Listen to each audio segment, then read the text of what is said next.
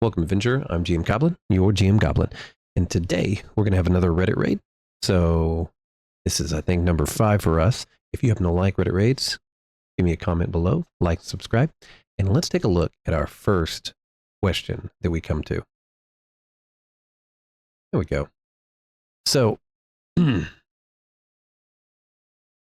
we can see, Josh Mary has come up with something that is pretty commonly misunderstood, and that's going to be attacks of opportunity. He specifically asks, can a monk choose to not threaten an adjacent square? And he says that if he has a reach weapon, he's got 10-foot reach. Yes, because he has a reach weapon. But reach weapons don't give you attacks of opportunity or threaten, as it's called, within 5 feet of you. It's adjacent squares. But the monk who has an armed strike threatens normally 5-foot adjacent squares. Oh, I totally forgot my logo cam. Huzzah. So they're asking if they can wait to allow them to move. So attacks of opportunity work like this. I'll pull up Foundry. You've been around at all, you're going to see this pretty often. Attacks of opportunity mean that depending on your weapon and your size, you're going to threaten a square. Threatening a square generally means that if you move outside of that square without solely making a 5-foot step or making a withdrawal action, which allows you to move 5 feet and then move. If you move more than 5 feet, whenever you're going to provoke an attack of opportunity. So, do I have them stacked? I do have them stacked. Let's move that guy. Okay, just the one. Good. So, with this, we can look at a dagger. Melee weapon. It's 5 foot, all adjacent squares is what he threatens with his weapon. What that means is, this character, if he takes a 5-foot step, he's perfectly fine. But if he does anything more than 5 feet, like if he's going to make a movement action, and he moves all the way over here, because he chose the movement action and not just a 5-foot step, when he leaves this character's threatened range, he provokes an attack of opportunity, so they get a free attack. Same thing goes if this character decides that he's going to move all the way around the character, doesn't matter. If you move more than 5 feet, so you're using your movement action, you're going to provoke an attack of opportunity. It's just how it works. The weapon, melee weapons, 5 feet. Reach weapons, like he specifically mentions, only threaten 10 feet away from you. They leave the 5-foot, your adjacent squares, unthreatened. That means that if you're a polearm user, you need to have his arms, spike gauntlets. In his example, it's going to be a monk.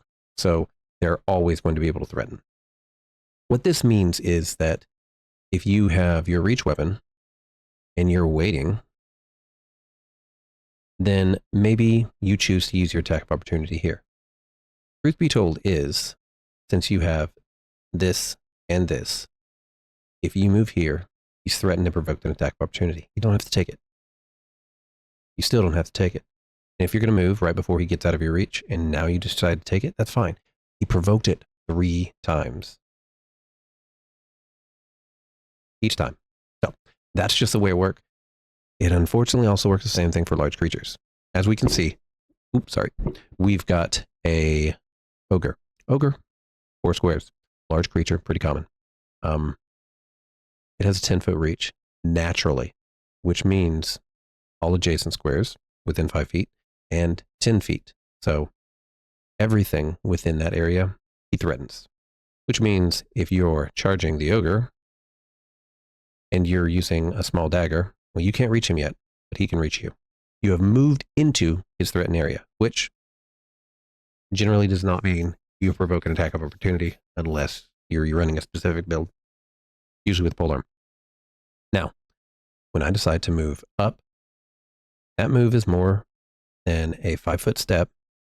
So if it was my movement action to move all the way up to him, when I move from here to here, I have moved as more than a 5-foot step inside of his threatened area.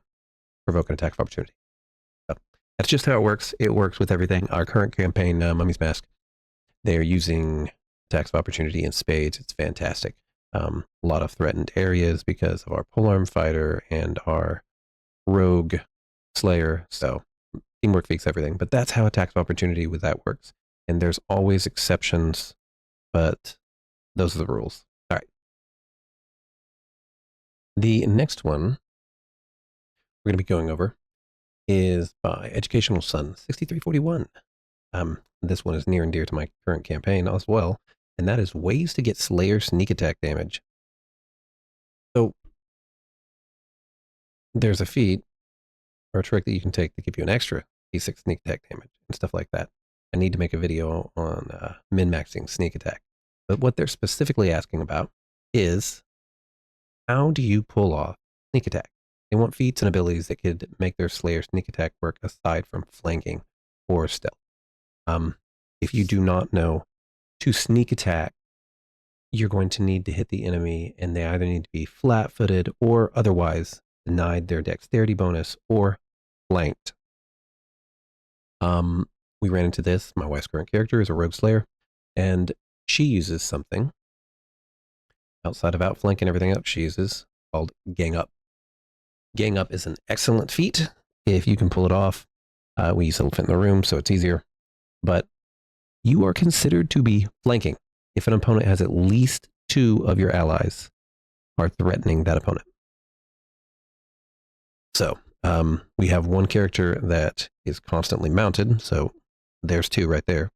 But another one of the characters is able to be within melee range from 10 feet away because he's our polearm guy. But this can be cheesed so many different ways. If you have familiars or pets, they don't even have to really be a danger. But gang up is an excellent way for you to get constant or almost constant sneak attack damage. Not just for first round, but other ways that you can get sneak attack damage that you're going to be able to actually use your sneak attack is conditions. You'll eventually be able to get there with your crit feats as well. But you're looking at paralyzing, holding, blinding individuals. Most of the time, that's going to give you a sneak attack. They are vulnerable in that way. Another one is fainting. I can't go into fainting as well, but you're using a charisma check or bluff skill to create the opportunity so that you can get that sneak attack in.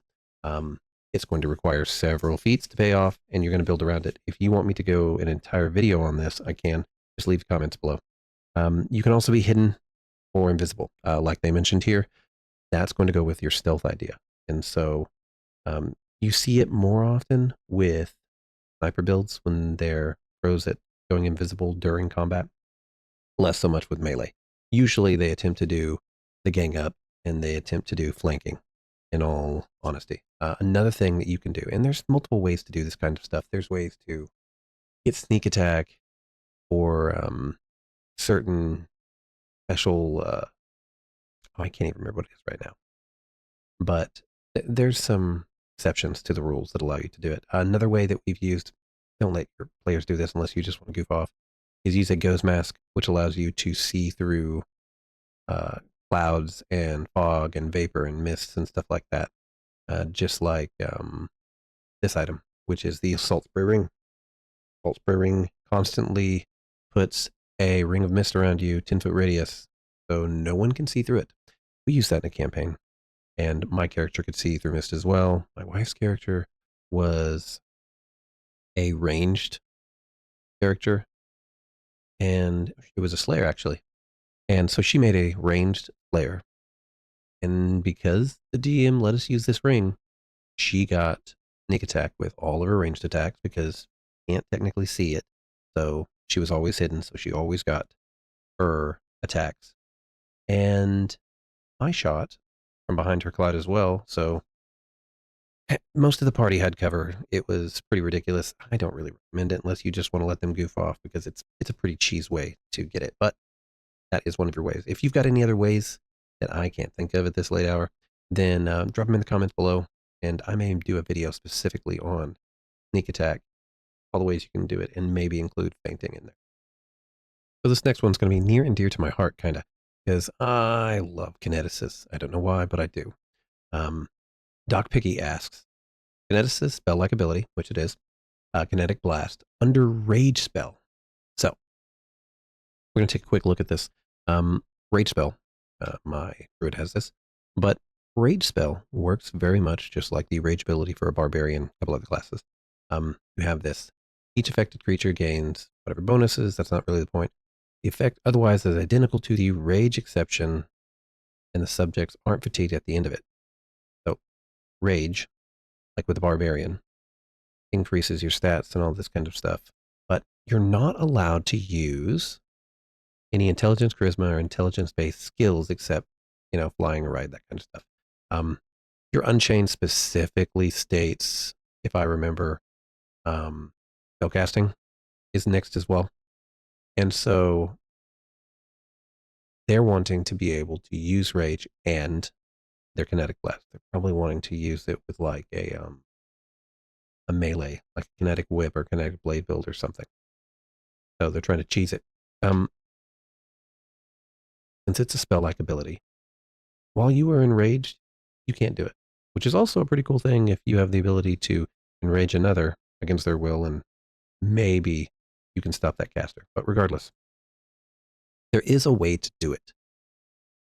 So as a kineticist, you can take expanded metakinesis, select one of the following metamagic feats, spell, furious spell. So kineticist, metakinesis feature. So you're going to have to wait till, I believe, level 5 at least to be able to do this. Then you select one of the following, and you accept 1 point of burn. You alter your kinetic blast as if using the selected metakinetic feat.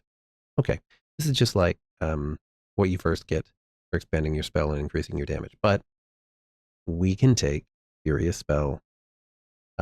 This should allow you to use your kinetic blast while enraged. So even furious spells that require emotional component, which kind of everything in the occult handbook, that's kind of what it went around with. Same thing with any psionic stuff. Can cast while enraged. So that's a way around it.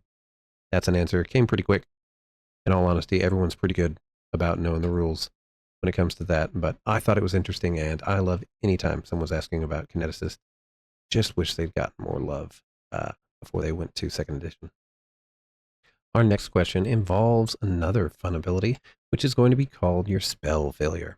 This person specifically, Semper Virens 47, I don't know. Heavy and light shields and spellcasting. You need a free hand to cast a spell, of course. You can not do anything at all with your shield's hand if you're carrying a heavy or tower shield, including temporary hold your weapon while your other hand casts a spell. The rule has always been bucklers or light shields for spellcasters.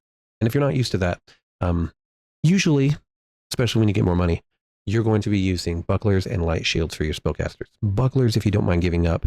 Well, let's take a look. Oh. Nope. There we are, shields. So buckler is 1 AC. Light shield is 1. No real reason not to go with a buckler. You can get a little more with that. You could even do a heavy steel shield. I'll get there. Some of you are ahead of me, but I'll get there if you really wanted to. But there's no real need for the investment when you can focus that on other things. But there are ways around it. If you wanted to make that like spellcaster that carries a shield, like that battle mage, you get that 5e feel for it, or maybe an old 3.5 build. Shield mage is a combat feat. It does allow you to decrease your shield, any shield, by 15%. Take a look at that chart again.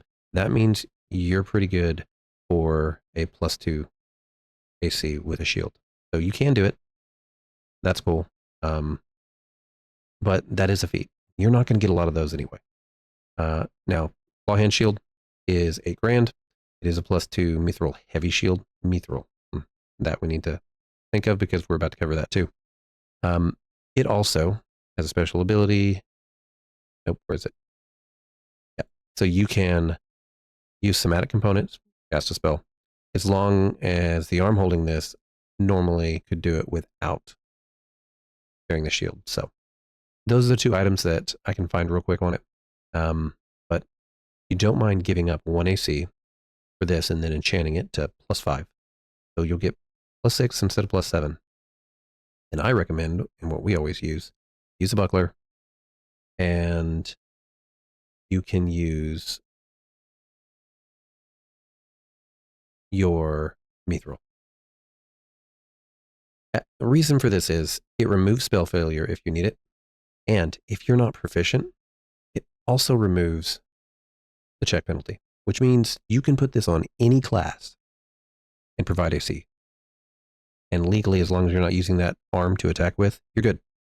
So I've used, I think I'm using Darkleaf on my kineticist right now, actually. But Mithril is one of the go-tos, and it's just because Darkleaf and Mithril both, if I remember right, remove the check penalty that you have for your shield so that you can add that extra AC to your caster or your ranged character, like moi. But that is some ways around that pesky spell failure that some of y'all have to deal with. Either way, that's it for this Reddit raid. And if you want to see another one, or maybe you have some questions that I can put in the next one, go ahead and leave them below. Otherwise, roll me some dice this week, guys.